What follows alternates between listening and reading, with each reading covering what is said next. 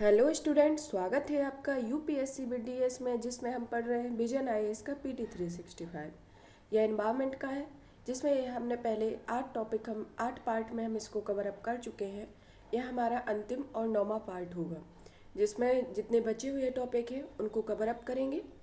अब ये हमने यहाँ तक मोटे अनाज तक कंप्लीट कर लिया था कि अंतर्राष्ट्रीय मोटा अनाज वर्ष 2023 को घोषित किया गया है। मोटा अनाज में कौन कौन आता है? जो प्रमुख में आते हैं ज्वार, बाजरा, रागी।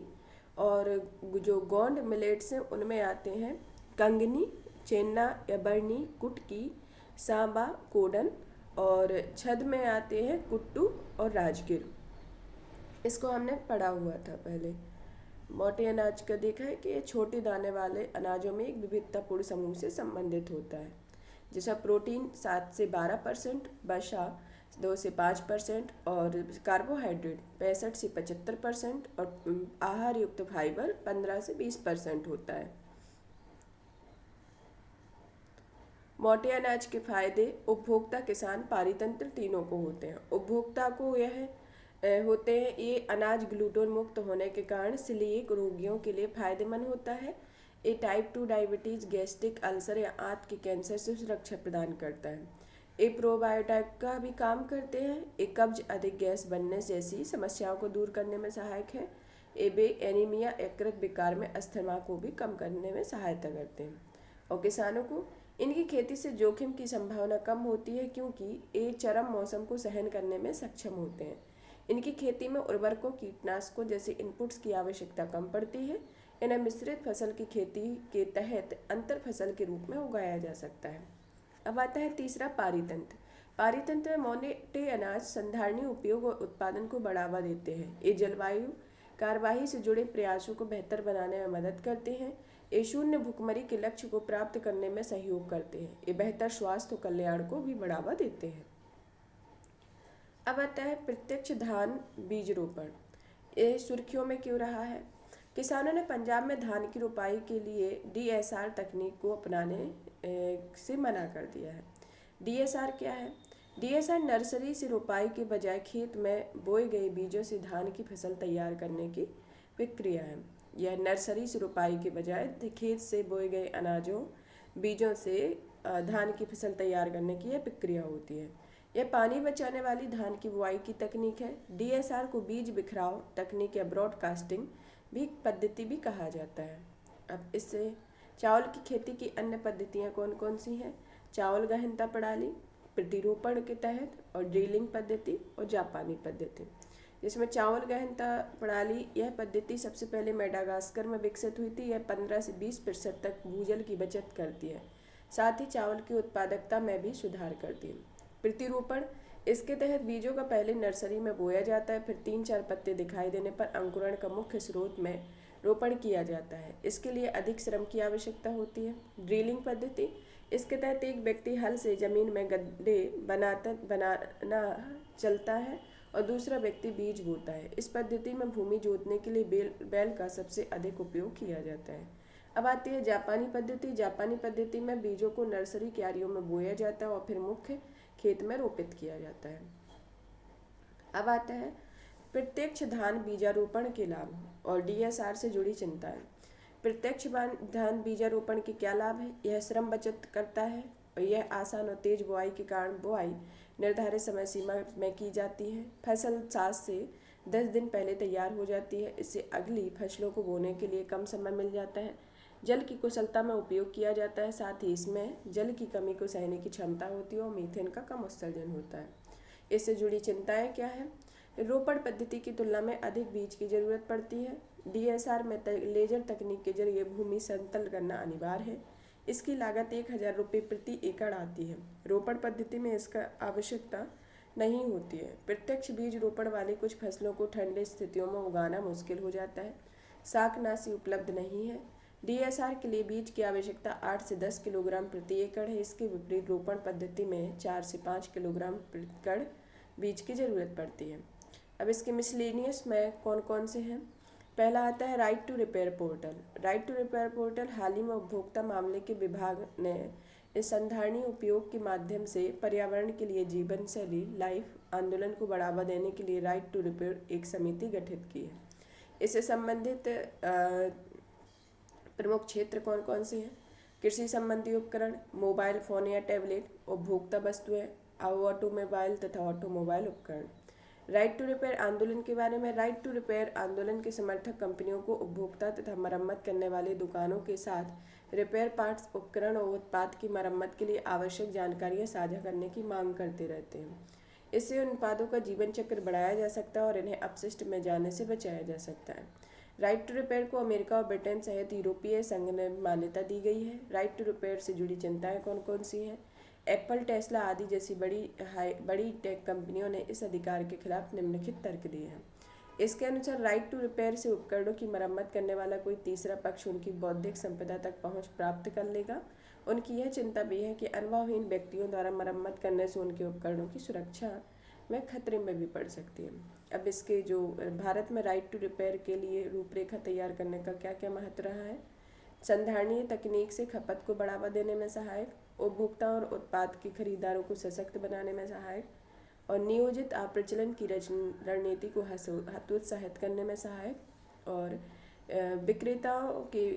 खरीदारों और विक्रेताओं के बीच व्यापार में सामंजस्य स्थापित करने में सहायक है। यह राइट टू रिपेयर से संबंधित है। अब आता है राइट टू रिपेयर पोर्टल। उपभोक्ता मामले, खाद्य और सार्वजनिक वितरण मंत्रालय ने right to repair portal launch किया है। राइट टू रिपेयर पोर्टल राष्ट्रीय उपभोक्ता दिवस 24 दिसंबर के अवसर पर लॉन्च किया गया था। पोर्टल पर उत्पादक व निर्माता ग्राहकों के साथ उत्पादक विवरण के मैनुअल को साझा करते हैं। इसके साथ ग्राहक किसी उत्पाद को मूल्य विनिर्माताओं पर निर्भर रहने के बजाय तीसरे पक्ष के द्वारा स्वयं रिपेयर कर सकेंगे। प्रारंभ में मोबाइल फोन, इलेक्ट्रॉनिक उपकरण, उपभोक्ता टिकाऊ वस्तुएं, ऑटोमोबाइल और कृषि उपकरणों में इसके अंतर्गत कवर किया जाता है। अब आता है बांध सुरक्षा अधिनियम 2021 के तहत प्राधिकरण का दायरा। सुप्रीम कोर्ट ने केंद्र में इस अधिनियम के तहत राष्ट्रीय बांध सुरक्षा अधिनियम और अन्य निकायों के कामकाज शुरू करने की योजना के बारे में विस्तार से जानकारी देने को कहा है। इससे संबंधित तथ्य क्या है? सुनवाई के दौरान न्यायालय ने कहा है कि 2021 का बांध सुरक्षा अधिनियम मुल्ला पेरियर बांध को लेकर तमिलनाडु व केरल के बीच के चिरस्थायी कानूनी विवाद को समाप्त करने के लिए अत्यधिक महत्वपूर्ण है। बांध सुरक्षा अधिनियम क्या आप जानते हैं? विशाल बांधों की संख्या 5334 के मामले में भारत, अमेरिका और चीन के बाद तीसरे स्थान पर आता है। बांधों की संख्या में भारत तीसरे स्थान पर आता है, अमेरिका और चीन के बाद। अब आता है बांध सुरक्षा के बारे में। यह आपदाओं को रोकने के लिए बांधों की निगरानी, निरीक्षण, संचालन और रखरखाव हेतु व्यापक अधिनियम है। इस अधिनियम में 2 विशेष निकायों की स्थापना को अनिवार्य बनाया गया है। ये निकाय नीतियों को विकसित करने, बांध सुरक्षा मानकों के लिए विनियमों की सिफारिश करने और राज्यों के बीच विवादों को सुलझाने पर केंद्रित है। ये 2 विशेष निकाय हैं, राष्ट्रीय बांध सुरक्षा समिति और राष्ट्रीय बांध सुरक्षा प्राधिकरण। इस अधिनियम के तहत बांध स्वामित्व धारकों को आपातकालीन कार्य योजना तैयार करनी होगी। साथ ही उन्हें निर्धारित नियमित अंतरालों पर प्रत्येक बांध को जोखिम मूल्यांकन अध्ययन करने होता है। अब आता है मुल्ला पेरियर बांध। मुल्ला पेरियर बांध 126 वर्ष पुराना बांध है। इसके स्वामित्व, संचालन और रखरखाव की जिम्मेदारी तमिलनाडु सरकार की है। यह पेरियार नदी के ऊपरी भाग में स्थित है। नदी तमिलनाडु के उद्भव होने के बाद केरल में से प्रवाहित होती है। बाढ़ द्वारा निर्मित जलाशय पेरियार टाइगर रिजर्व के भीतर स्थित है। विवाद के कारण यह 1886 में त्रावणकोर के तत्कालीन महाराजा ने ब्रिटिश शासन के बाद 999 वर्ष के पट्टे के समझौते पर हस्ताक्षर किए थे। इसके तहत मुल्ला पेरियर बांध के परिचालन का अधिकार तमिलनाडु को सौंप दिया। यह केरल का दावा है कि बांध की संरचना कमजोर है। इससे रिलेटेड इसमें अपने तथ्य दिए गए। अब आता है रूल कर्व। रूल कर्व क्या है? रूल कर्व तमिलनाडु जल संसाधन संगठन के अनुसार मुल्ला पेरियर आंध्र प्रदेश बांध देश का पहला जलाशय बन गया है, जिसके लिए रूल कर्व लागू किया गया। रूल कर्व एक सारणी है। यह 35 वर्षों के वर्षा आंकड़ों के आधार पर एक वर्ष में भिन्न भिन्न समयावधि के दौरान जलाशय में भंडारित किए गए जल या रिक्त स्थान की मात्रा को निर्दिष्ट करती है। रूल कर्व विधि के तहत किसी जलाशय में भारी अंतर्वाह प्राप्त होने पर जल को अनुमेय अधिकतम तक संग्रहित करने की अनुमति नहीं होती है। किसी बांध के मुख्य सुरक्षा तंत्र का हिस्सा होती है। सुर्खियों में रही योजनाएं। क्वार जल विद्युत परियोजना, यह जम्मू कश्मीर के किश्तवाड़ जिले से है। यह चिनाब नदी पर यह परियोजना चल रही है। इसमें यह चिनाब बेसिन की क्षमता को दोहन के लिए शुरू की गई अन्य परियोजनाओं बगलीहार जल विद्युत परियोजना, Dulhasti power station, Salal power station, पाकल दुल जल विद्युत परियोजना, किरू जल विद्युत परियोजना, किरथाई सेकंड जल विद्युत परियोजना है।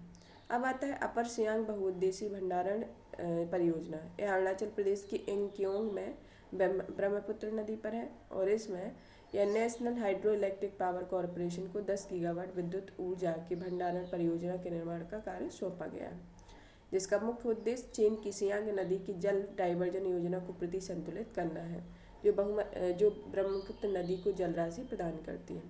अब आता है दिबांग जल विद्युत परियोजना। यह अरुणाचल प्रदेश में निचली दिबांग जिला घाटी जिला दिबांग में है। इसका बांध आंसू पानी और दिबांग नदियों के संगम पर स्थित है। अब आता है एटालिन जल विद्युत परियोजना। यह अरुणाचल प्रदेश के दिबांग घाटी में है। दिबांग घाटी पूर्वी हिमालय वैश्विक जैव विविधता हॉटस्पॉट से में अवस्थित है।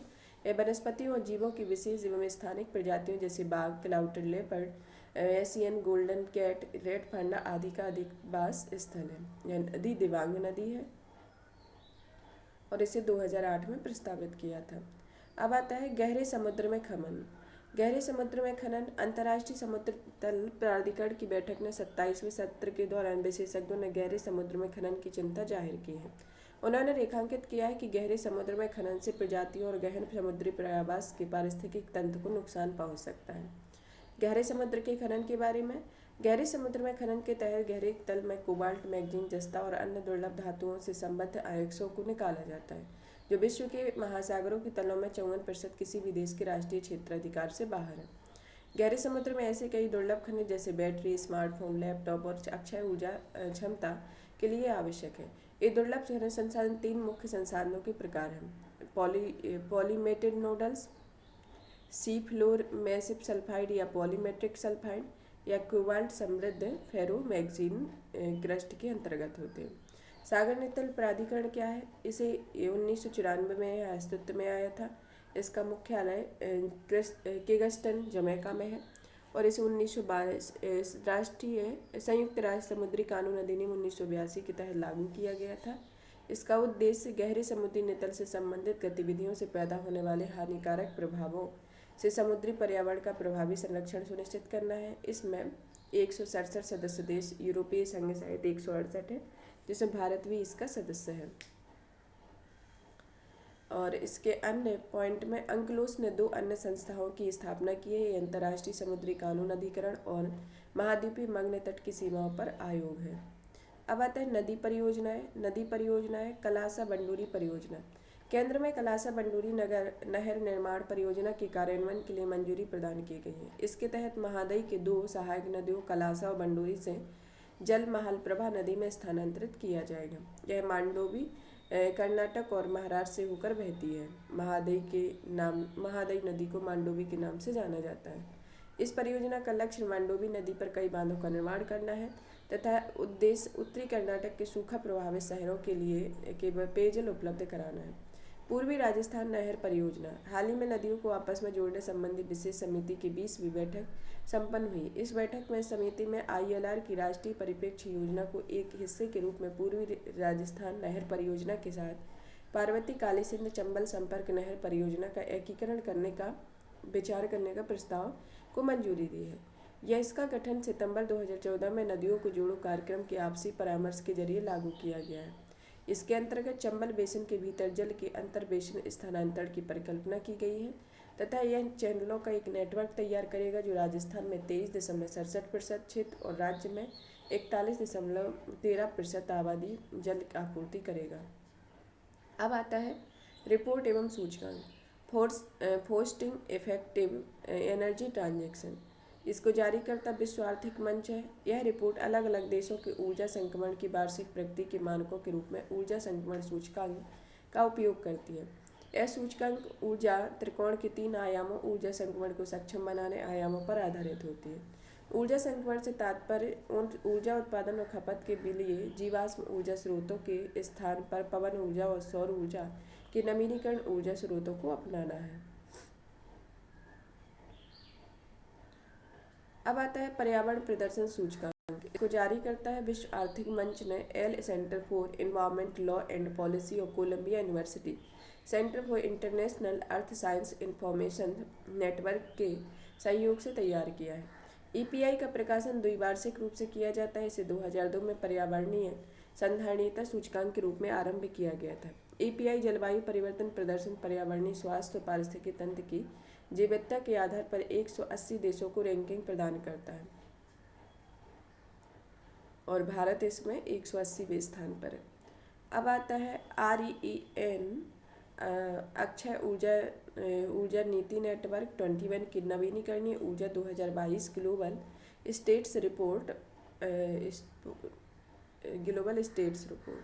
इसे जारी करता है। REN 21 मतलब 21वीं सदी के लिए अक्षय ऊर्जा की नीति नेटवर्क।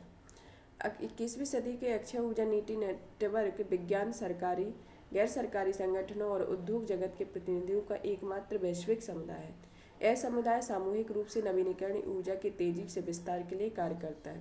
नवीनीकरणीय ऊर्जा पर वॉन 2004 में अंतर्राष्ट्रीय सम्मेलन के परिणाम के रूप में गठित किया था। भारत के संबंध में भारत ने 2021 में लगभग 15.4 गीगावाट नवीनीकरणीय ऊर्जा क्षमता जोड़ी है। चीन ने 136 गीगावाट और अमेरिका ने 43 गीगावाट और भारत इससे तीसरे स्थान पर है। भारत अब नई सौर फोटोवोल्टिक क्षमता के मामले में विश्व का तीसरा सबसे बड़ा बाजार है और कुल सौर ऊर्जा स्थापित करने के मामले में चीन के बाद भारत और विश्व में चौथे स्थान पर आता है।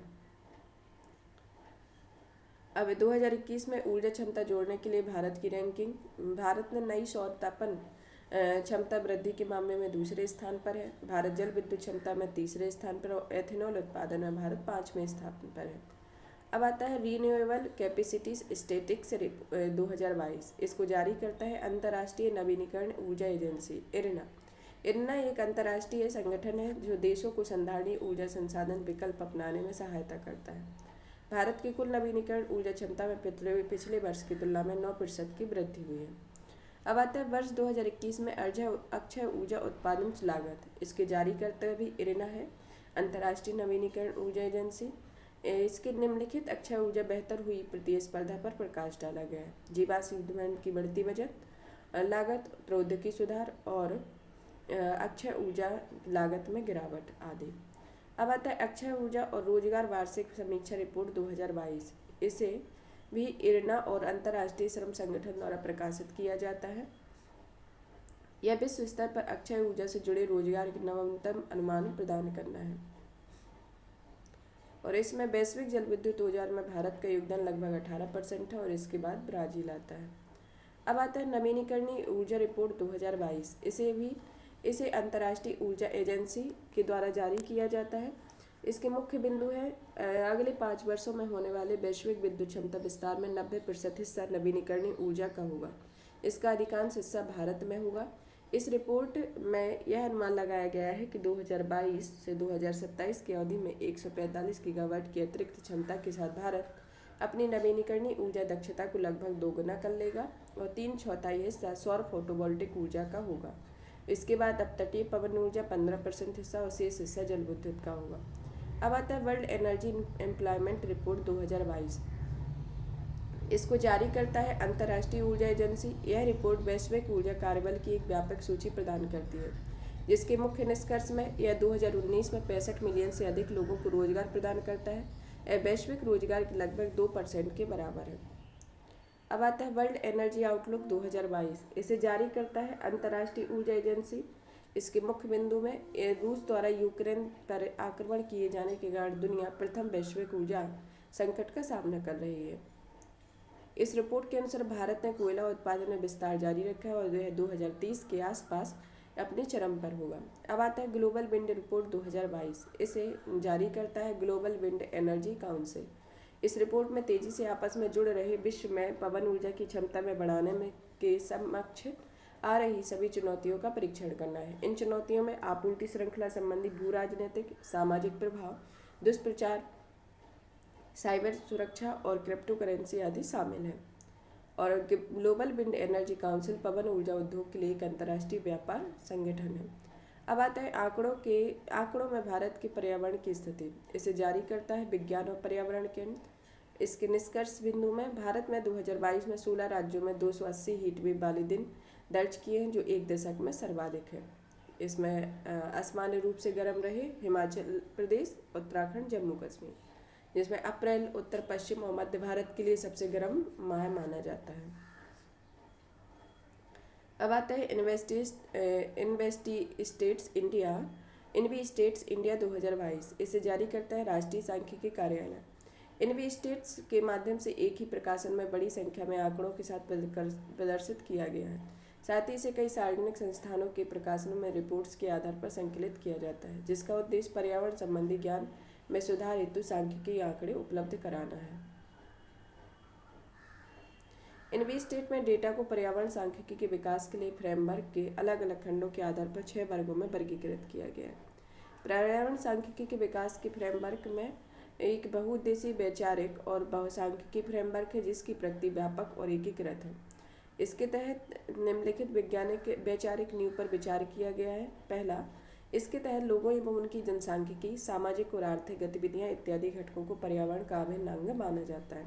साथ ही यह माना जाता है कि उपयुक्त घटक पर्यावरण के साथ परस्पर क्रिया भी करते हैं। इसके घटक में कौन कौन से हैं? पर्यावरणीय संसाधन और उनके उपयोग, उपभोग और उत्पादन के अवशिष्ट और अचरम घटनाएं और आपदाएं, मानव बस्तियों और पर्यावरणीय स्वास्थ्य, पर्यावरण संरक्षण, प्रबंधन और विनिमय, पर्यावरणीय दशाएं और गुणवत्ता।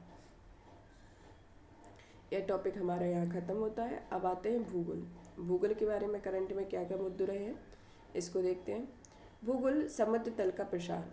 एक अध्ययन के अनुसार विश्व स्तर पर समुद्र तल का प्रसार 35% तक धीमा हो गया है। 35% तक धीमा हो गया है। इस अध्ययन के निष्कर्ष बिंदु कौन कौन से? सभी घटकों में एक समान गति में प्रसरण नहीं हुआ है। कुछ की प्रसरण गति अधिक तो कुछ की मंद है। पूर्वी प्रशांत क्षेत्र के घटकों का प्रसरण 100 मिलीमीटर प्रति वर्ष की गति में साथ मंद है। इससे सागर तल प्रसरण में वैश्विक औसत में कमी आई है।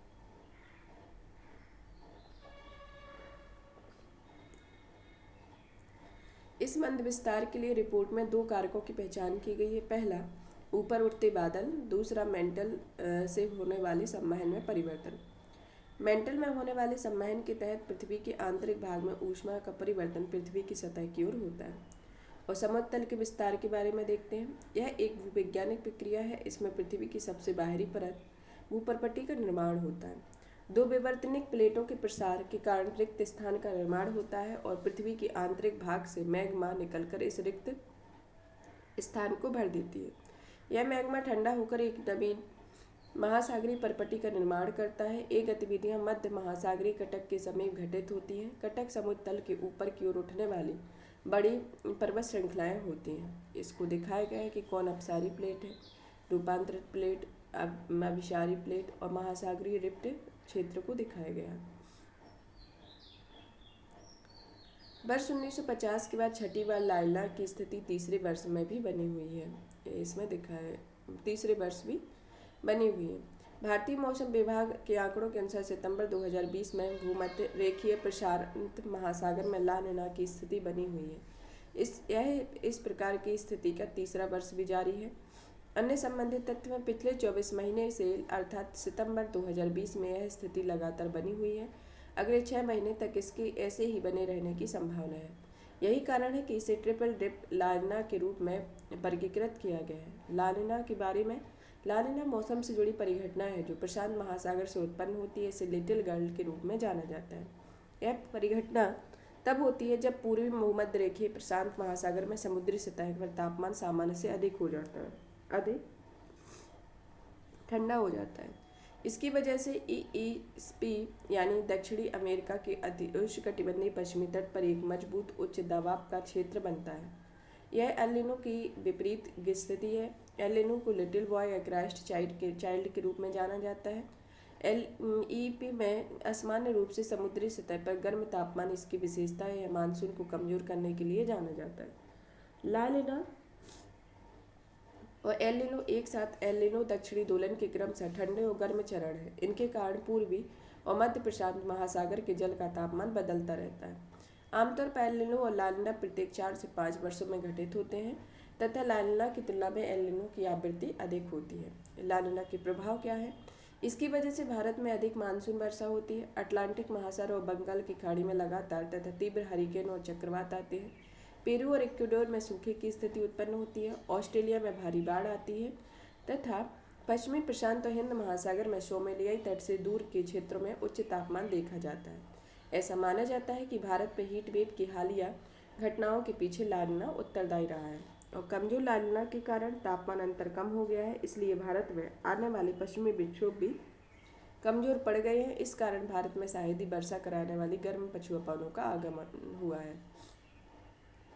अब आता है काराकोरम विसंगति। वैज्ञानिकों ने काराकोरम विसंगति के मुद्दे का समाधान कर लिया है। ये काराकोरम विसंगति क्या है? यह काराकोरम विसंगति मध्य काराकोरम में हिमनदों के स्थिर रहने और उनमें असामान्य वृद्धि की स्थिति है। ये हिमालय की नज़दीकी पर्वत श्रृंखलाओं में विश्व की अन्य पर्वत श्रृंखलाओं में हिमनदों के पीछे हटने की परिघटना के विपरीत है। शोधकर्ताओं के मुताबिक इसमें काराकोरम रेंज में हिमनदों की वैश्विक तापन के कारण नहीं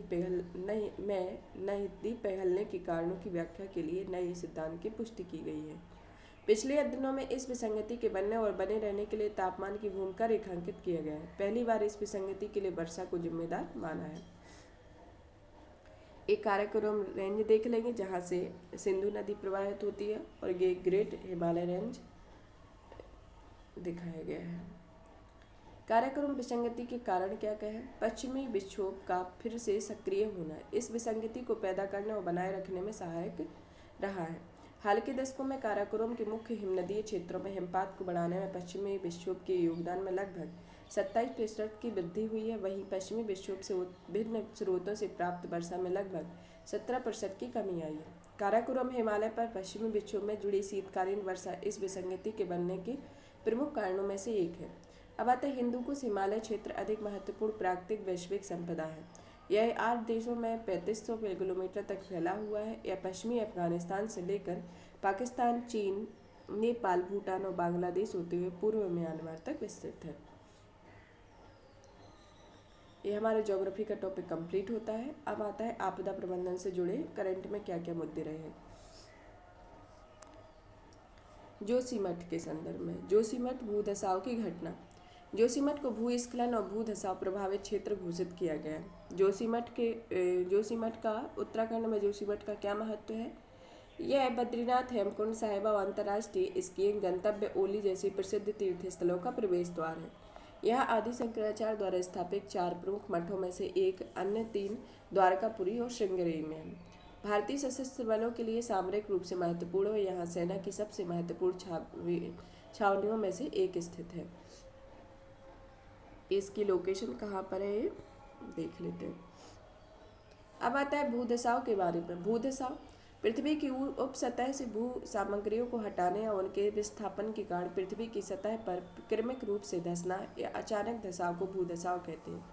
पृथ्वी की सतह से भू सामग्रियों को हटाने या उनके विस्थापन के कारण भू सामग्री को हटाने और उनके विस्थापन के कारण पृथ्वी की सतह पर क्रमिक रूप से धंसना या अचानक धसाव जो होता है वह भूधसाव कहलाता है। भूधसाव बनाम भूस्खलन।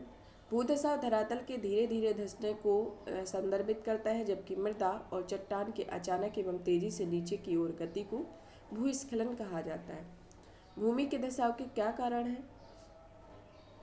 संसाधनों का खनन, उदाहरण के लिए भूजल, तेल और गैस, अवसंरचनात्मक भार, इमारतों के वजन में मृदा की परतों में संपीड़न और विवर्तनिक गतिविधियां, हिमावरणों का पिघलना।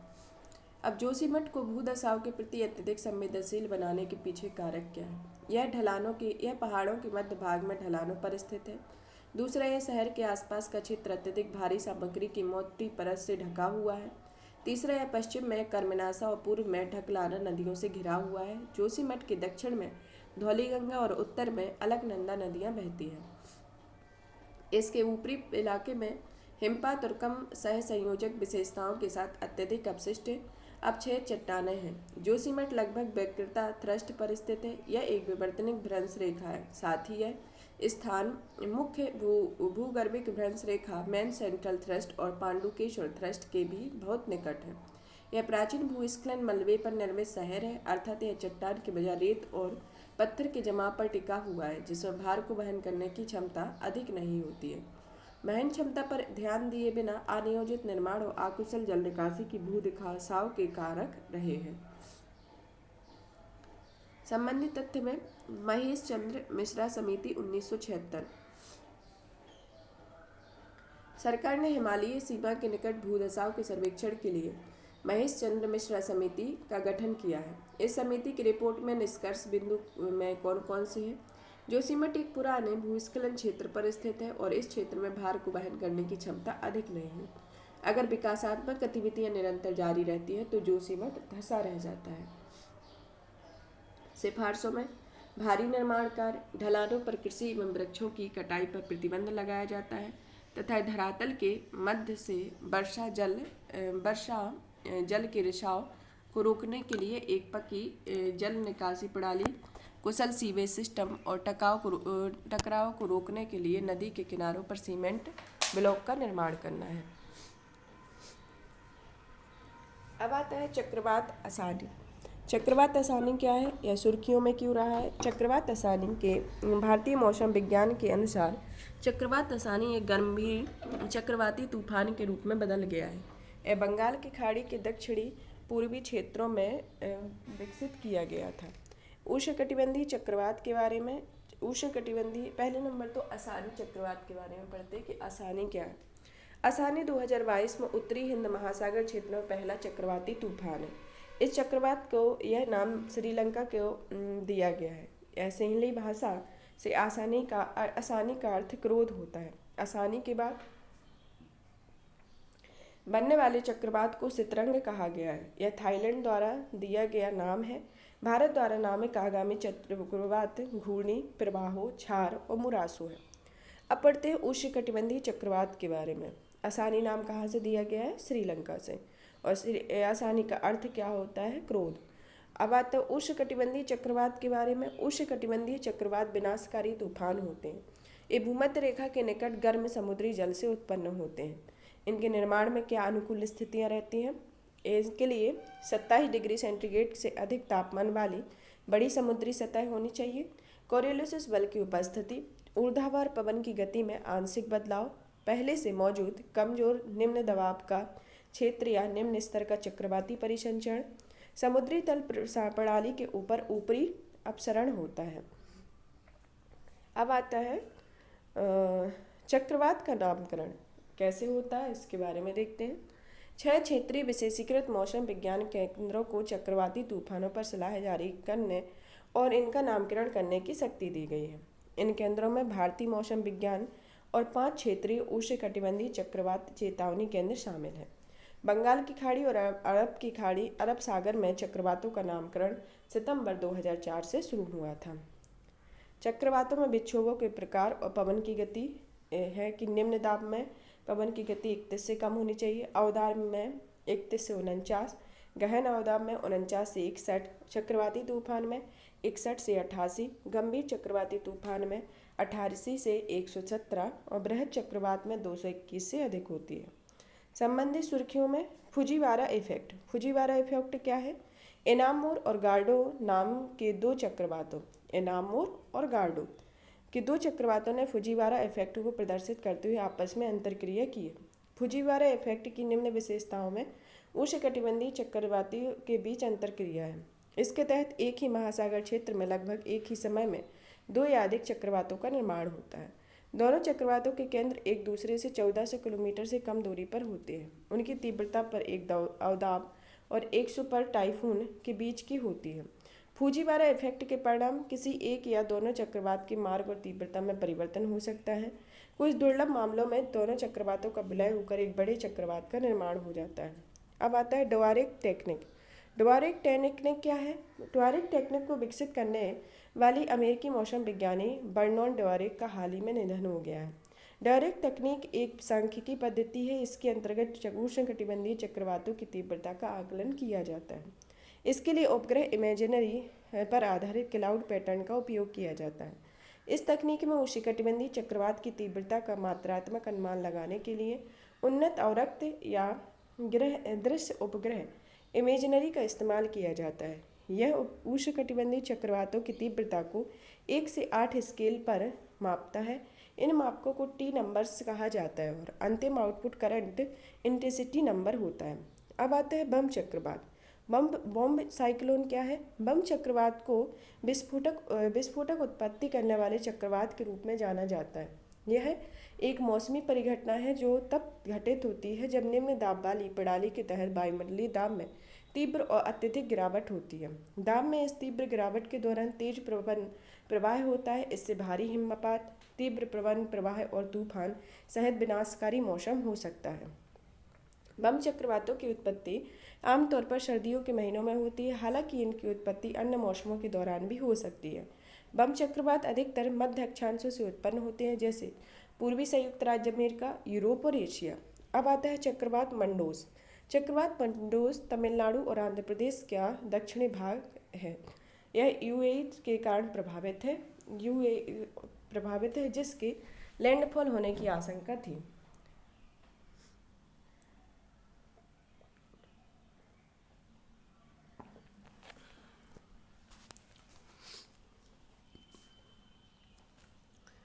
अब आता है आपदा रोधी अवसंरचना के लिए गठबंधन।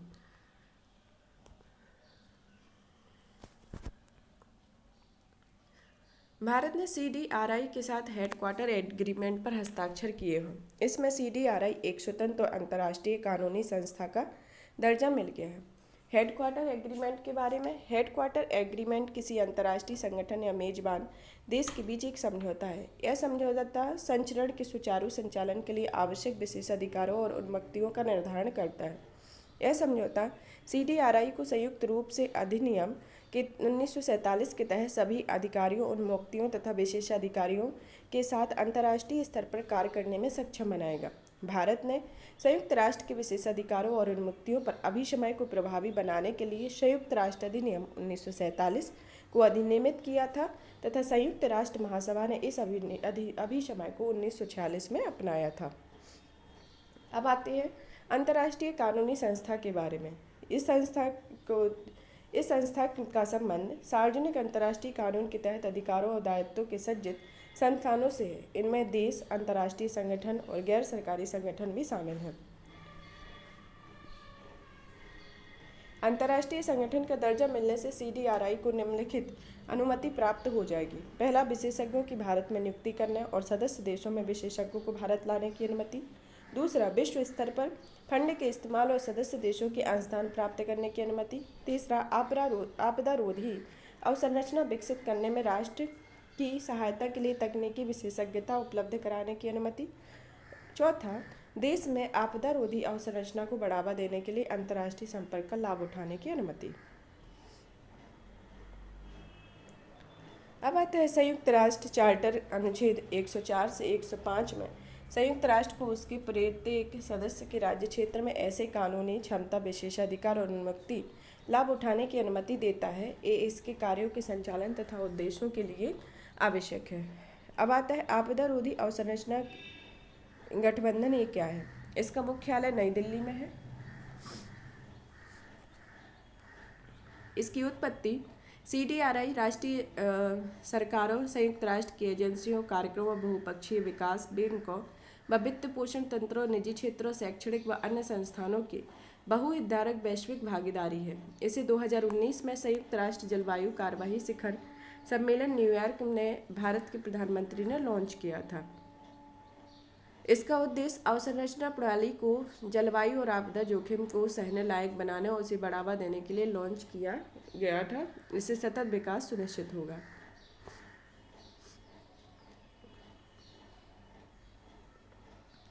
इसकी शुरुआत के बाद से 31 देश, 6 अंतर्राष्ट्रीय संगठन और 2 निजी क्षेत्र के संगठन सदस्य CDRI में शामिल हुए। भारत भी इसका सदस्य देश है और आपदा जोखिम न्यूनीकरण के लिए सेंडई फ्रेमवर्क और पेरिस जलवायु समझौते के साथ काम करेंगे। इससे संबंधित सुर्खियां क्या रही हैं? प्रधानमंत्री ने अंतर्राष्ट्रीय आपदा रोधी अवसंरचना सम्मेलन के चौथे संस्करण को जारी किया है। CDRI ने United states agency for international development के साथ साझेदारी को 2022 में शुरुआत की है। यह सदस्य देशों, संगठनों, संस्थानों के साथ साझेदारी में CDRI का एक वार्षिक अंतर्राष्ट्रीय सम्मेलन है जिसका उद्देश्य मानव केंद्रित दृष्टिकोणों पर बल देते हुए आपदा और जलवायु रोधी अवसंरचना को वैश्विक संवाद को मजबूत करना है। अब आता है आपदा जोखिम न्यूनीकरण 2022 के लिए वैश्विक मंच। इसे हाल ही में इंडोनेशिया के बाली में संयुक्त राष्ट्र आपदा जोखिम कार्यालय ने CP 2022 के 7वें सत्र का आयोजन किया। यह आपदा जोखिम न्यूनीकरण पर सेंडाई फ्रेमवर्क के कार्यक्रम पर हुई प्रगति का आकलन करने और चर्चा करने के लिए वैश्विक मंच है। इसके निष्कर्ष में मुख्य बिंदु बाली एजेंडा फॉर रेजिलियंस के में बड़े GP 2022 के मुख्य निष्कर्ष के बिंदु कौन कौन से हैं। इसमें पूरे समाज को शामिल करने का दृष्टिकोण अपनाने की आवश्यकता है। कोई भी पीछे न छूटे के सिद्धांत पर का पालन करता है और यह आपदा जोखिम न्यूनीकरण को विकास और वित्तीय नीतियों को कानून एवं योजनाओं के केंद्र में होने चाहिए। इसके बारे में बात करता है। ऐसा वाक्यता तथा मानवाधिकार आधारित दृष्टिकोण अपनाना जरूरी है। अब अनुकूल इसके प्रति अनुकूलन के साझा उद्देश्य सुविधता को कम करना, क्षमता और लचीलापन बढ़ाना। अब आता है संयुक्त राष्ट्र आपदा जोखिम न्यूनीकरण कार्यालय के बारे में। यह है आपदा जोखिम में कमी के लिए संयुक्त राष्ट्र प्रणाली की एक विशेष एजेंसी है। सेंडाई फ्रेमवर्क का संरक्षक भी है। सेंडाई फ्रेमवर्क के कार्यान्वयन, निगरानी और प्रगति की समीक्षा में देशों और समाजों का समर्थन करता है। सेंडाई फ्रेमवर्क यह 2015 के विकास एजेंडे के बाद पहला बड़ा समझौता था। यह आपदा जोखिम के विकासात्मक लाभों को सुरक्षा प्रदान करने के लिए सदस्य देशों को मजबूत कार्रवाई उपलब्ध करवाता है। अब आता है जो सुर्खियों में रही आपदा से संबंधित कुछ महत्वपूर्ण घटनाएं, जैसे भूकंप वेधशाला। पृथ्वी विज्ञान मंत्रालय ने जम्मू कश्मीर के उधमपुर में एक भूकंपीय वेधशाला का उद्घाटन किया। उधमपुर भारत का 153वां भूकंपीय स्टेशन है। उधमपुर जिला 2 प्रमुख भूकंपीय फ्रंट्सों अर्थात मेन फ्रंटल थ्रस्ट और मेन बाउंड्री थ्रस्ट के बीच स्थित है। ये जम्मू कश्मीर क्षेत्र में भूकंप उत्पन्न होने की संभावित कारकों में से एक है। उधमपुर पृथ्वी की भूपर्पटी की आंतरिक गतिविधियों से संबंधित डेटा रिकॉर्ड करेगा, साथ ही विश्व के विभिन्न भूकंपीय स्टेशन को डेटा प्रदान करेगा। अब आता है डेरिचो। डेरिचो क्या है? यह संयुक्त राज्य अमेरिका में कई राज्य डेरिचो नामक एक तूफान से प्रभावित हो गए हैं। इस तूफान से आकाश का रंग हरा हो गया है। यह हरा रंग बड़ी मात्रा में जल धारण करने वाले इस प्रकार के तूफानों के साथ प्रकाश की परस्पर क्रिया के कारण होता है। डेरिचो एक व्यापक, लंबे समय तक रहने वाला तथा सीधी रेखा से गति करने वाला तूफान है। इस दौरान तेज बौछार पड़ती है, आंधी आती है और सीधी रेखा से गतिमान तूफान वे होते हैं जिनमें वायु का कोई घूर्णन नहीं होता, जबकि टॉर्नेडो में वायु राशि का घूर्णन होता है। एक तूफान को डेरिचो के रूप में वर्गीकृत करने के लिए इसमें कम से कम 93 किलोमीटर प्रति घंटे की गति से वायु का प्रवाह होना चाहिए। इस गर्म मौसम में होने वाली यह परिघटना, इसलिए एक डेरिचो को आमतौर पर गर्मियों के दौरान देखा जाता है। अब आता है हिमस्खलन निगरानी रडार। हाल ही में उत्तरी सिक्किम में हिमस्खलन निगरानी रडार स्थापित किया गया है। भारत में अपनी तरह का पहला रडार है। यह हिमस्खलन के सक्रिय होने के 3 सेकंड के भीतर उसका पता लगाने में सक्षम है। हिमस्खलन किसी पहाड़ से हिमखंड, चट्टान आदि का नीचे की ओर संचलन है। यह सेना तथा रक्षा भूसूचना विज्ञान अनुसंधान प्रतिष्ठान द्वारा संचालित होता है। इसे DRDO के तहत एक प्रयोगशाला है तथा यह हिमालय क्षेत्र में सेना द्वारा सामना किए जाने पर हिमस्खलन के खतरों का पूर्वानुमान लगाने तथा उनका शमन करने का कार्य करता है। अब आता है दक्षिण एशिया सूखा निगरानी प्रणाली। यह अंतर्राष्ट्रीय जल प्रबंधन संस्थान और भारतीय कृषि अनुसंधान परिषद ने विकसित किया है, जिसका उद्देश्य सूखा प्रबंधन के समक्ष मौजूद संभावित चुनौतियों का सामना करना है, साथ ही दक्षिण एशिया देशों को अग्र सक्रिय सूखा शमन उपायों के लिए एक रूपरेखा प्रदान करना है। अब आता है दामिनी ऐप। दामिनी ऐप सभी गृह मंत्री ने दामिनी ऐप को सभी स्थानीय भाषाओं में उपलब्ध कराने पर बल दिया है। यह ऐप भारत में आकाशीय बिजली की सभी घटनाओं की निगरानी करता है और यह 20 किलोमीटर से 40 किलोमीटर के दायरे में बिजली गिरने से पर GPS अधिसूचना के माध्यम से व्यक्ति को सचेत करता है। यह 3 घंटे पहले बिजली गिरने की चेतावनी देता है। इसे पृथ्वी विज्ञान मंत्रालय के तहत भारतीय उष्णदेशीय मौसम विज्ञान संस्थान IIT पुणे और पृथ्वी प्रणाली विज्ञान संगठन ने विकसित किया है। महत्वपूर्ण रिपोर्ट्स एवं इसके विवरण। आपदा जोखिम न्यूनीकरण पर वैश्विक आकलन रिपोर्ट 2022 इसको जारी करता है UN office for disaster risk reduction द्वारा द्विवार्षिक रिपोर्ट है। यह रिपोर्ट आपदाओं में लिंग आधारित हिंसा में वृद्धि पर संयुक्त राष्ट्र अधिसूचित सतत विकास डेटा के विश्लेषण पर आधारित है। अब आता है global states of multi hazard early warning system target G। इसको जारी करता है। यह संयुक्त राष्ट्र आपदा जोखिम न्यूनीकरण और विश्व मौसम विज्ञान संगठन की एक संयुक्त रिपोर्ट है। यह रिपोर्ट सेंडाई फ्रेमवर्क के टारगेट जी के मामले में global state of multi hazard early warning system की वर्तमान स्थिति का आकलन करती है। टारगेट जी सेंडाई के 7 लक्ष्यों में से एक है। टारगेट जी का उद्देश्य 2030 तक global states of multi hazard early warning system की उपलब्धता और इस पर पहुंच सुनिश्चित करना है। पूर्व चेतावनी प्रणाली तूफान, सुनामी आदि सहित अन्य संभावित खतरों से पहले जन और धन की हानि को कम करती है। अब आता है मामलुह गुफा। हाल ही में विश्व के प्रथम 100 भूविज्ञान को IUGS के वैज्ञानिक विरासत स्थलों की सूची जारी की गई। IUGS क्या है? IUGS की international union of geological sciences. इसका मुख्यालय बीजिंग, चीन में है। इसकी उत्पत्ति यह दुनिया के सबसे बड़े वैज्ञानिक संगठनों में से एक है। इसमें 10 लाख से अधिक भूवैज्ञानिक जुड़े हुए हैं। इसका गठन 1961 में हुआ था, जिसका उद्देश्य विश्वव्यापी महत्व वाली भूवैज्ञानिक समस्याओं के अध्ययन को बढ़ावा देना और प्रोत्साहन करना है। भूविज्ञान के अंतर्राष्ट्रीय और अंतः विषयक सहयोग को सहायता और सुविधा प्रदान करना है। इसकी महत्वपूर्ण जानकारी यह इंटरनेशनल साइंस काउंसिल का एक सदस्य है। अब आता है IUGS के अनुसार यह एक भूवैज्ञानिक विरासत स्थल अंतर्राष्ट्रीय स्तर पर वैज्ञानिक महत्व की प्रक्रियाओं तथा भूवैज्ञानिक तत्वों से युक्त एक महत्वपूर्ण स्थान होता है। भूगर्भ विज्ञान के विकास में ऐतिहासिक रूप से महत्वपूर्ण योगदान के चलते इन स्थलों के संदर्भ में उपयोग किया जाता है। इसके तहत प्रथम 100 भूवैज्ञानिक स्थलों का नामकरण अंतर्राष्ट्रीय भूविज्ञान कार्यक्रम परियोजना के तहत किया गया है।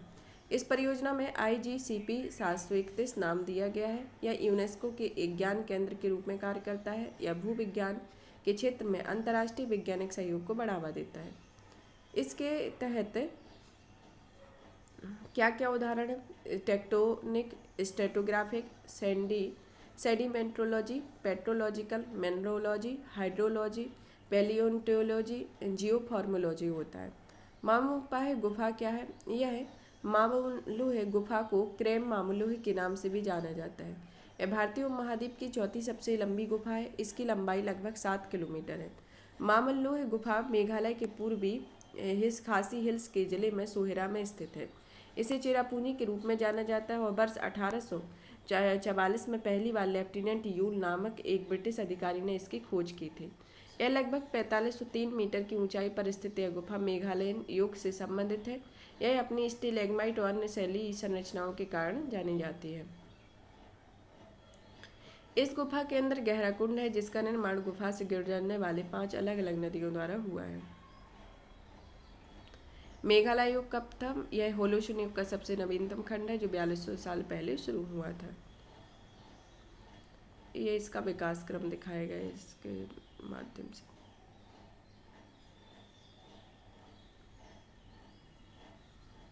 अन्य महत्वपूर्ण सुर्खियों में मेई यू फ्रंट इस वर्ष संपूर्ण भारत में जून माह में होने वाली वर्षा का औसत 152.3 मिलीमीटर रहा है। पिछले वर्ष में मतलब 1971 से 2020 के औसत वर्षा का 165.3 मिलीमीटर की तुलना में कम है।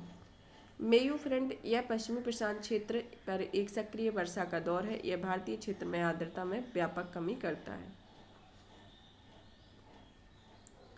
अब आता है अजोरेस हाई।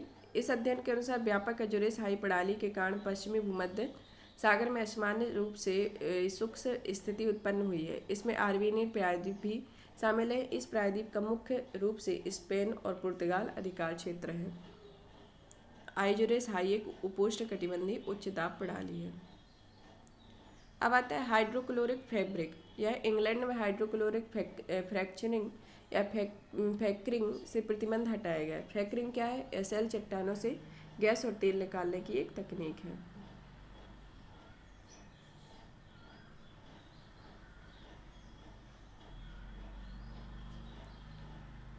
सुर्खियों में रहे प्रमुख स्थल, जिसमें कौन से? बन्नी घाट घास के मैदान, यांगटीकुटी उत्तराखंड, मोरबी गुजरात, केन बेतवा लिंक, माशरेवा चेरापूंजी, बेरंदीप अंडमान निकोबार, ग्रेट निकोबार एवं अंडमान निकोबार और पम्बन पुल।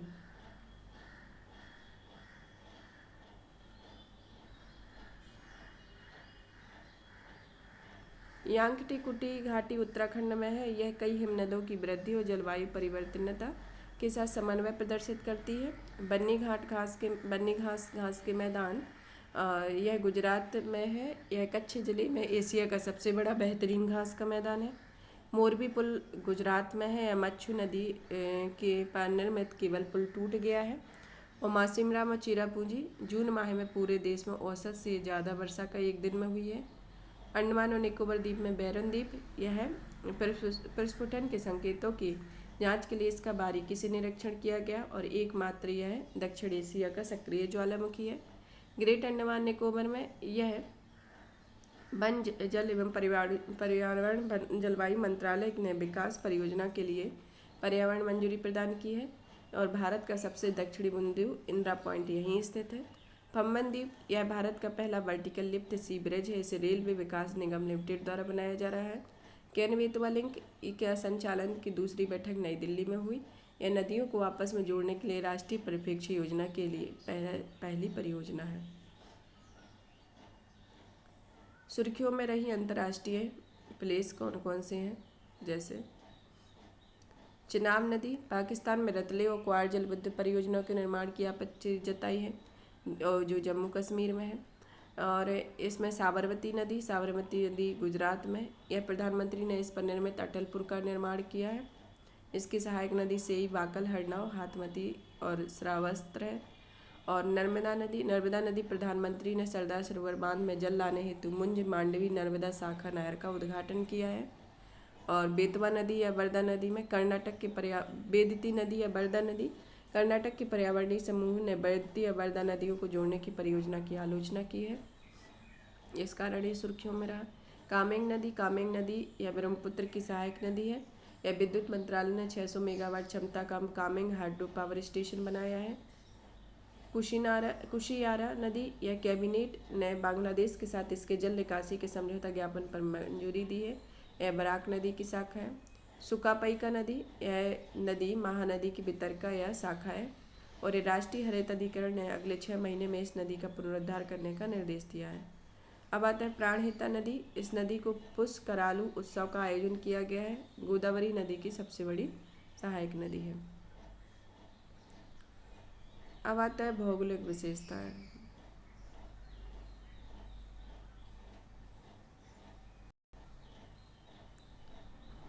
जिसमें मौना लोआ हवेली, जोपाई capital, Cosco lake national park, इन सबको दिखाया गया है।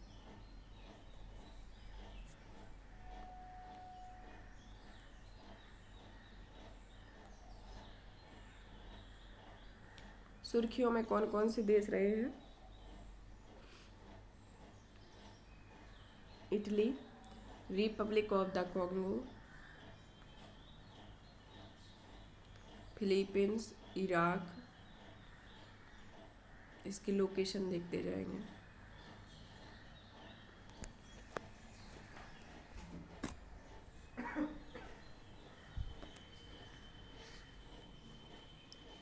Italy, Republic of Congo, Pacific ocean, Iraq. अब आता है परिशिष्ट में कॉप्स 27 के दौरान आरंभ की गई पहल है कृषि एवं खाद्य के संबंध में।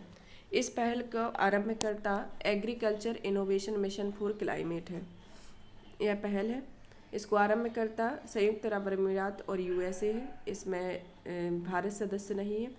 इसका उद्देश्य 5 वर्षों के जलवायु स्मार्ट कृषि और खाद्य प्रणालियों में नवाचार के लिए निवेश को बढ़ावा देने तथा अन्य सहायता के लिए $8 बिलियन की राशि खर्च करना है। अब आता है पोषण और जलवायु परिवर्तन पर पहल। WHO FAO की संयुक्त राष्ट्र संबंधित कुछ अन्य एजेंसियों भागीदारी संस्थाओं में है तथा यह पोषण स्तर में सुधार करती है, परिवर्तनकारी कार्यवाही शुरू करती है। अब आता है अंतर्राष्ट्रीय सूखा प्रतिरोध गठबंधन। यह स्पेन और सेनेगल के नेतृत्व में 30 देशों तथा 20 संस्थानों द्वारा है। इसमें भारत इसका सदस्य नहीं है और जिसका उद्देश्य सूखे के निरंतर खतरे का सामना कर रहे देशों का समर्थन करना है। अब आता है संधारणीय परिवर्तन के लिए खाद्य एवं कृषि पहल। यह FAO एवं अन्य अंतर्राष्ट्रीय संयुक्त राष्ट्र एजेंसियों के सहयोग से है, जिसका उद्देश्य 2030 तक कृषि एवं खाद्य प्रणाली में परिवर्तन करना है। अब आता है फाइनेंस या वित्त से संबंधित पहल। संधारणीय ऋण गठबंधन पहल, इसको आरंभकर्ता मिस्र है। जिसका उद्देश्य उभरते हुए बाजार या विकासशील अर्थव्यवस्थाओं की कठिन राजकोषीय स्थिति तथा जलवायु कार्यवाहियों पर विकास से इससे नकारात्मक प्रभावों को रेखांकित करना है। यह कर्ज जलवायु और विकास के लिए परस्पर संबंध पर विचार विमर्श करने के लिए एक नया ट्रैक लॉन्च करना है। ग्लोबल शील्ड अगेंस्ट क्लाइमेट या G7 और V20 द वल्नरेबल 2020 के जलवायु परिवर्तन के प्रणालीगत रूप से सुदृढ़ अर्थव्यवस्थाओं की एक समर्पित सहयोगी आधारित पहल है, जिसकी स्थापना 2015 में लीमा पेरू में हुई थी, जिसके 58 सदस्य अर्थव्यवस्था है, जिसमें भारत इसका सदस्य नहीं है। जिसका उद्देश्य विकासशील देशों में जलवायु जोखिम बीमा और सामाजिक सुरक्षा योजनाएं उपलब्ध कराना। जो विश्व बैंक समूह ने इस पहल का समर्थन करने के लिए ग्लोबल शील्ड फाइनेंस सुविधा की घोषणा किया है। अब आता है industry transaction program. Climate investment fund के तहत यह विकासशील देशों में उद्योगों के संक्रमण हेतु विश्व का पहला बड़े पैमाने पर वैश्विक समर्पित वित्तीय कार्यक्रम है। अब आता है वन एवं भूमि से संबंधित कौन कौन सी पहल है। मैंग्रोव अलायंस फॉर क्लाइमेट, यह संयुक्त अरब अमीरात और इंडोनेशिया इसके और अन्य सदस्य में Sri Lanka, Australia, Japan, Spain, Bharat इसका सदस्य नहीं है। इसका उद्देश्य मैंग्रोव की भूमिका और जलवायु परिवर्तन के समाधान से संबंधित है तथा दुनिया भर में जागरूकता फैलाने से संबंधित है। Forest and climate leaders partnership United kingdom और 26 देशों के वैश्विक नेताओं और EU द्वारा लॉन्च की गई है, जिसका उद्देश्य ग्लासगो में आयोजित COP26 में 140 से अधिक देशों की द्वारा प्रतिबद्धताओं को लागू करने की कार्यवाही को आगे बढ़ाना है। अब आता है enhancing nature based solution for climate. IUCN के सहयोग से COP27 प्रेसिडेंट द्वारा इसको लॉन्च किया गया है। यह प्रगति आधारित समाधानों पर कार्यरत पक्षकारों और गैर राज्य अभिकर्ताओं के लिए केंद्र के रूप में काम करेगा, जिसका उद्देश्य सहयोग को से बढ़ावा देना और गतिविधियों को वैश्विक सामंजस्य लाना है। अब आता है स्वास्थ्य और पोषण। स्वास्थ्य एवं पोषण में कौन सी पहल की गई। Alliance for transformative action on climate and health, यह यूनाइटेड किंगडम और मिस्र द्वारा सही आयोजित है। इसका उद्देश्य जलवायु की दृष्टि से लचीली और सतत स्वास्थ्य प्रणालियों को स्थापित करने के लिए COP26 में निर्धारित महत्वाकांक्षाओं को साकार करना है। अफ्रीकी क्षेत्र पर ध्यान केंद्रित पहले Africa just and affordable energy transition initiative, यह मिस्र के नेतृत्व वाला COP26 प्रेसिडेंट है। इसका उद्देश्य सभी अफ्रीकियों को स्वच्छ ऊर्जा तक पहुँच उपलब्ध कराना है और इस पहल में अंतर्राष्ट्रीय ऊर्जा एजेंसी और अंतर्राष्ट्रीय अक्षय ऊर्जा एजेंसी शामिल है। अब आता है decent life for climate resilient Africa regional. Arab republic of Egypt के राष्ट्रपति द्वारा इसको शुरू किया गया है। इसका उद्देश्य 2030 तक सबसे सुविध और सबसे गरीब गाँव तथा ग्रामीण क्षेत्रों में 30% में जलवायु संबंधित तरीके से जीवन की गुणवत्ता में सुधार करना है। African women climate adapting priority COP27 प्रेसिडेंटी के द्वारा यह स्टार्ट किया गया है, जिसका उद्देश्य जलवायु परिवर्तन के प्रति लचीलेपन वाले भविष्य के लिए महिलाओं को जलवायु परिवर्तन से निपटने संबंधी कार्रवाइयों को तेजी में शामिल करना है। अब आता है अफ्रीकी कार्बन बाजार पहल। इस पहल का उद्घाटन COP27 में global energy alliance for people and planet sustainable energy for all और अफ्रीका के लिए संयुक्त राष्ट्र आर्थिक सहयोग से शुरू किया गया है, जिसका उद्देश्य अफ्रीका में कार्बन क्रेडिट सृजन की वृद्धि का समर्थन करना और रोजगार के अवसर बढ़ाना है। अब आता है friends of grinning national investment plans in Africa and developing country initiative. इसे मिस्र के योजना और आर्थिक विकास मंत्रालय ने शुरू किया है, जिसका आर्थिक नीतियों की योजना बनाना है। 2050 तक वैश्विक अवशिष्ट पहल 50, इसमें 180 से अधिक देशों की स्वैच्छिक संलग्नता का लाभ प्राप्त होगा, जिसका उद्देश्य 2050 तक अफ्रीका में उत्पादित ठोस अपशिष्ट के कम से कम 50% का उपचार एवं पुनर्चक्रण करना है। गतिशीलता और शहरी परिवर्तन के लिए शुरू की गई पहलें। शहरी संधारणीयता के लिए कार्बन न्यून वहन, यह सिलोट और BCG बोस्टन कंसल्टिंग ग्रुप ने शुरू की है। यह संयुक्त राष्ट्र पर्यावरण कार्यक्रम के सहयोग से विकसित हुई है, जिसका उद्देश्य शहरी गतिशीलता परिदृश्य को बेहतर बनाना और उसके विकार्बनीकरण के लिए प्रणालीगत परिवर्तन को सक्रिय करना है। अब आता है accelerating to zero coalition. United Kingdom high level champion स्वच्छ परिवहन एवं अंतर्राष्ट्रीय परिषद स्वच्छ जलवायु समूह एवं ड्राइव इलेक्ट्रिक अभियान द्वारा शुरू की गई। यह दुनिया में विश्व का सबसे बड़ा परिवहन गठबंधन है। अब आता है collecting to clean transport finance. यह हाई लेवल चैंपियंस और स्मार्ट फ्रेंड सेंटर विश्व बैंक तथा नंद एंड जीत खेमका फाउंडेशन के बीच रणनीतिक सहयोग है, जिसका उद्देश्य शून्य उत्सर्जन परिवहन में निवेश के जोखिम प्रोफाइल को बदलने के लिए साधन निर्मित करना है।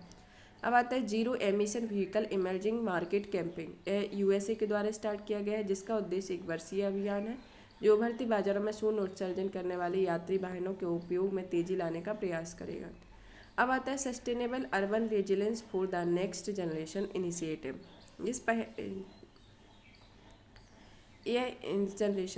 यह पहल संयुक्त राष्ट्र पर्यावरण के सहयोग से COP27 की अध्यक्षता के द्वारा ICLEI द्वारा सुविधा के साथ शुरू की गई, जिसका उद्देश्य शहरी उत्सर्जन में कमी को सीमित करने वाली कुछ बाधाओं में प्रभावी ढंग से समाधान करना है। अब आता है beat the chain nature for the cool cities. यह sustainable energy for all cool कोएलनबी तथा RMI के द्वारा स्टार्ट की गई है, जो विकासशील देशों को शहरों को 2030 तक अपने शहरी क्षेत्रों में प्रगति आधारित संसाधनों को बढ़ाने और 2025 तक ठोस प्रगति प्रदर्शित करने का संकल्प लेकर चुनौती में भाग लेने के लिए आमंत्रित किया गया है। अब आते हैं जलवायु समन और अनुकूलन लक्ष्य संबंधी पहल। First mover coalition cement and concrete commitment. यह फर्स्ट मूवर कोएलिशन के द्वारा जारी किया गया, इसमें भारत इसका सदस्य है। Leadership group for industry transition शिखर सम्मेलन 2022 है, भारत और स्वीडन द्वारा आयोजित किया गया, जिसका भारत सदस्य देश है। मिडिल ईस्ट ग्रीन इनिशिएटिव शिखर सम्मेलन 2022 यह सऊदी अरब के नेतृत्व में जलवायु पर एक क्षेत्रीय सम्मेलन है, जिसका उद्देश्य मध्य पूर्व उत्तरी अफ्रीका क्षेत्र को उससे बाहर के देशों के साथ लाना है। अब आता है methane alert and response system. यह संयुक्त राष्ट्र पर्यावरण कार्यक्रम की उत्सर्जन मीथेन उत्सर्जन वेधशाला है, जो मार्स के लिए प्रारंभिक वित्तीय सहायता यूरोपीय आयोग, अमेरिकी सरकार, ग्लोबल मीथेन हब और बेजोस अर्थ फंड द्वारा प्रदान की जाती है। अब आता है क्लाइमेट एड्रेस कोएलिशन। अमेरिका के पूर्व उपराष्ट्रपति अल गोर के नेतृत्व में यह स्टार्ट की गई है। Action on water adaptation and resilience. इस पहल को COP27 प्रेसिडेंट द्वारा विश्व मौसम विज्ञान संगठन की साझेदारी से शुरू किया गया है। अब आता है इंश्योरेंस एडेप्टेशन एक्सीलेंस कैंपेन। यह इसे रेस टू एक्सीलेंस अभियान के एक भाग के रूप में शुरू किया गया है। रेस टू रियलेंस जलवायु लचीलेपन के लिए वैश्विक महत्वाकांक्षा में एक स्टेप चेंज को उत्प्रेरित करने हेतु संयुक्त राष्ट्र समर्थित वैश्विक अभियान है। शर्म अल शेख अनुकूलन एजेंडा। COP27 प्रेसिडेंट ने UN climate change high level champion और मराकेश साझेदारी में इसे लॉन्च किया है। अब आता है जलवायु आयोग के लिए योजना। यह green hydrogen organisation, international hydro power association, global wind energy council, global solar council और long duration energy storage council की संयुक्त पहल है। ग्लोबल रिन्यूएबल अलायंस, यह international geothermal association, global wind energy council, long duration energy storage council, green hydrogen organisation, international hydro power association और global solar council की संयुक्त पहल है। अन्य पहलों में कार्यकारी कार्य योजना 2023 से 2027। यह विश्व मौसम विज्ञान संगठन द्वारा है। सतत शांति के लिए जलवायु प्रतिक्रियाएं। यह सतत शांति और विकास के लिए आश्वासन फोरम के सचिवालय के द्वारा Cairo international centre for conflict resolution, peace keeping and peace building के द्वारा स्टार्ट की गई है। अब भारत में घोषित जैव विविधता विरासत स्थल कौन कौन से हैं? उत्तरी क्षेत्र में हिमाचल प्रदेश में कौन कौन सा है? बर्च पाइन वन क्षेत्र, नैन नहर, अत्यधिक ऊंचाई पर स्थित घास के मैदान हुडन बटोरी, सुरल बटोरी, मोनेट्री स्थित पवित्र उत्पन्न, उत्तर प्रदेश घड़ियाल पुनर्वास केंद्र। पश्चिम मध्य क्षेत्र में मध्य प्रदेश में अमरकंटक, यह विंध्याचल और सतपुड़ा पर्वत श्रृंखला को जोड़ने वाली मैकाल पर्वत श्रृंखला पर स्थित है। नरो हिल्स और पातालकोट। महाराष्ट्र में ग्लोरी ऑफ अल्लापल्ली, बम्बार्ड, मेरिस्टे स्वयं, गणेश खिंड गार्डन, लांडोर खोरी, सिस्तुरा हिरण्यकोशी। और इधर पूर्वोत्तर क्षेत्र में मेघालय में खरोकोरी, सईम कामलिंग, मणिपुर में डेलोंग गांव, त्रिपुरा में शिलाचारी गुफाएं, उड़ीसा में मदार तथा असम में माजुली, पश्चिम बंगाल में दार्जिलिंग वन प्रभाग के अधीन टोंगलू जैव विविधता विरासत स्थल। इन सभी को आप सभी याद कर लेंगे अच्छे से, क्योंकि ये ऑब्जेक्टिव टाइप में कहीं ना कहीं पूछे जाते हैं। जैसे उत्तरी क्षेत्र में कौन कौन से हैं, पश्चिमी और मध्य क्षेत्र में, पूर्वी और पूर्वोत्तर क्षेत्र में कौन कौन से हैं, और दक्षिणी क्षेत्र में कौन है। इन सब का आप स्क्रीनशॉट लेकर इसको याद कर लेंगे।